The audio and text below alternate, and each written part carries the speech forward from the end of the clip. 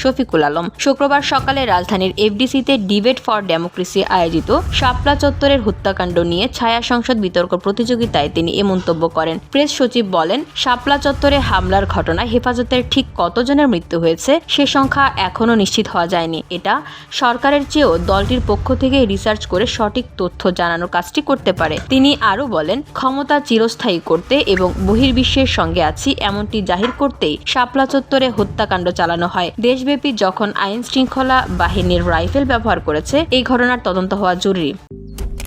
Malaysian প্রযুক্তিতে তৈরি অত্যাধুনিক cleaning machine modern vacuum cleaner যে কোনো ধরনের ধুলো ময়লাকে পরিষ্কার করে ঘরকে করে তুলুন চকচকে ও আকর্ষণীয়।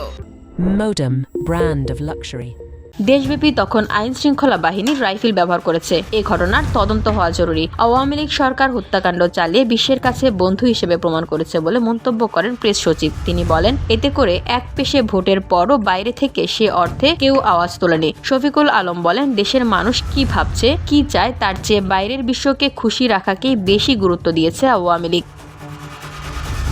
24-এর গণহত্যার সময়ও জঙ্গি প্রমাণের চেষ্টায় একই ন্যারেটিভ বজায় রেখেছিলেন আওয়ামী লীগ। প্রেস সচিব বলেন, 24-এর তরুণরা শেখ হাসিনাকে দেখিয়েছেন যে স্বৈরাচারের সময় শেষ। শাপলা চত্বর সহ সকল হত্যাকাণ্ডের সঠিক তদন্ত করবে সরকার। তবে আপাতত 4 জনের গণ অভ্যুত্থান প্রাধান্য পাবে।